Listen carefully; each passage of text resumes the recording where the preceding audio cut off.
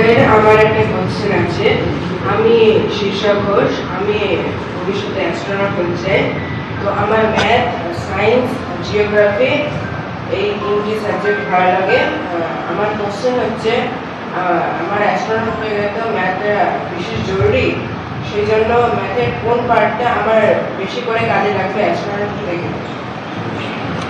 দেখো, এই ছোট বয়স থেকে তোমার এত ন্যারো ডাউন চিন্তা করে কোনো লাভ হবে না। হ্যাঁ, তোমরা যেটা করবে একটা আইডিয়েশনের ব্যাপার, ভালো, ওটা থাকা ভালো। তো এখন যেটা করবে, তুমি অ্যাস্ট্রোনমি, অ্যাস্ট্রোফিজিক্সের বই পড়ো, আরও বেশি জানার চেষ্টা করো সেখানে কি হয়, কি সাবজেক্ট হয়, সেখানে কীরকম ম্যাথামেটিক্স লাগে।